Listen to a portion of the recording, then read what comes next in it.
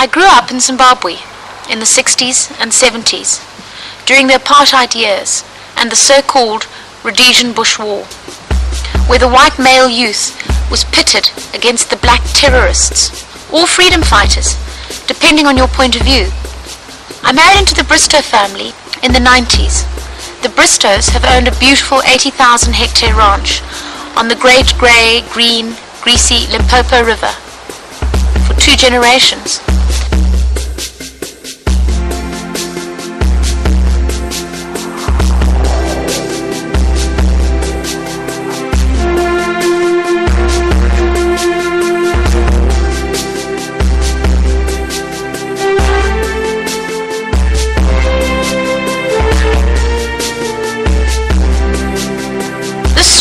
Of semi-arid sandstone wilderness still hosts large herds of elephants, elands, zebra, giraffe.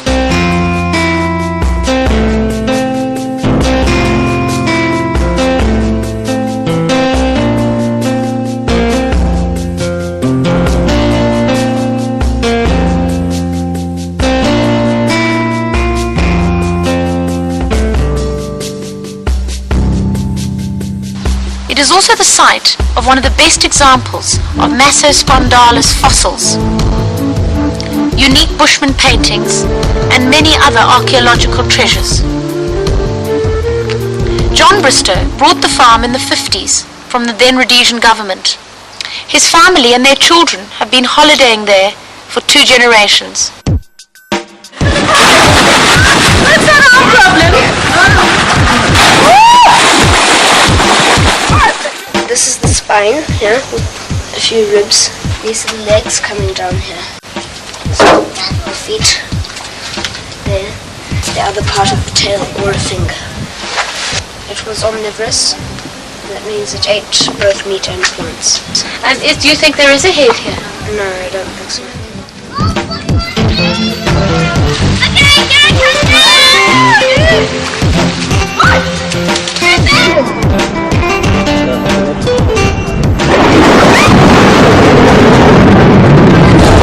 5 years ago, Robert Mugabe's legendary farm invasions resulted in swarms of war veterans and their cattle invading the farm, taking over homesteads and setting up temporary settlements. The Bristows were evicted from their home their father had built and watched their sensitive ecosystem being overgrazed by cattle and their homes falling into disrepair. Well, they claim that they, through the fighting struggle that they did, that they were promised the land. And in that way, they then feel that it's their reward. And they moved on and set up camps in the northern part of the farm and set up another camp on the east and another camp in the middle of the farm. In places where they said they used to have villages. You know, we don't feel guilty. We've done nothing wrong either. I mean, we might have got ourselves mixed up in a political situation, but I'm not feeling guilty that I own a piece of land in Zimbabwe. Your father paid for it? Absolutely. This didn't last long because they got so dry that they couldn't run their cattle on the place. The cattle could not be sustained on the arid veldt, and finally the war veterans gave in and turned to the Bristows. A joint hunting venture was then established. Yeah, when they saw that this cattle thing wasn't working, then I was approached, and being a safari operator in the area, and they invited me back onto the farm and asked me whether I could bring business back to the property, but under their conditions. They wanted to share part of the profit. And is that what's happening now? Yeah, it's happening. One homestead had been taken over by one of the war vets, and the other homestead is being occupied by the police. It's not just us. All the white farming communities in the whole of Zimbabwe are under the same pressure. So one feels one is in a situation that's happening. It's a political situation out of one's hand. But obviously, it's just like someone moving into your house and taking over and telling you to move out, and you've got no recourse to the law. While the houses were not returned to the Bristow family, they were able to return to the hunting camp, and the family holidays resumed.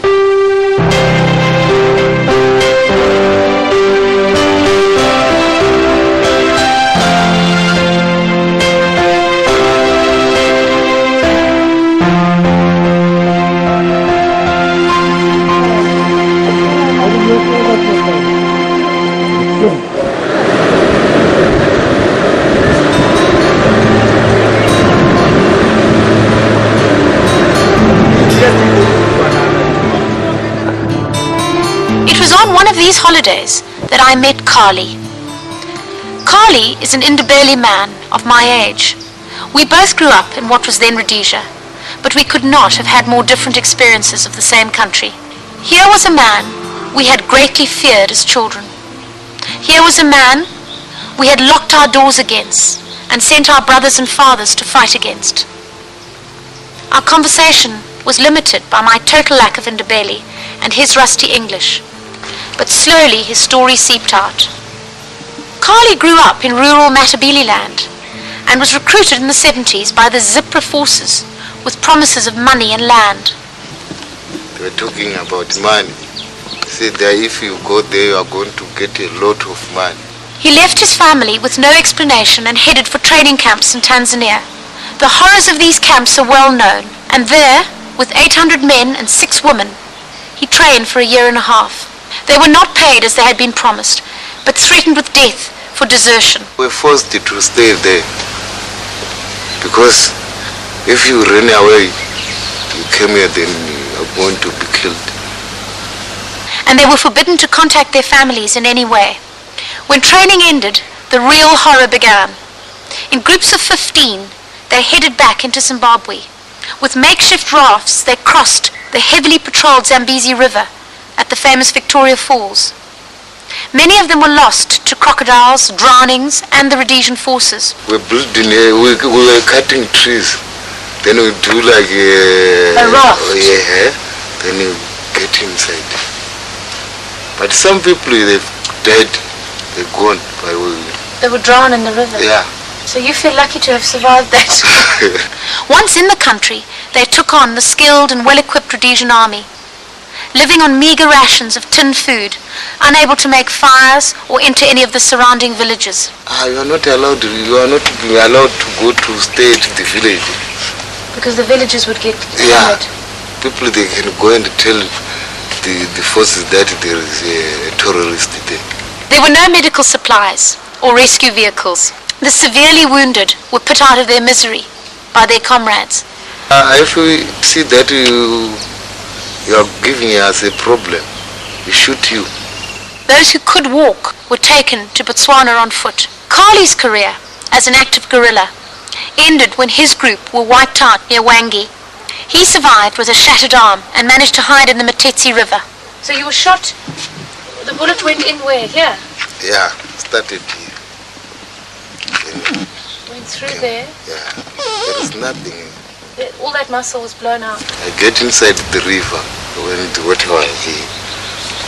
Then I sleep there just. You slept in the river? Yeah, I've suffered a lot. Almost about 10 days to reach Botswana.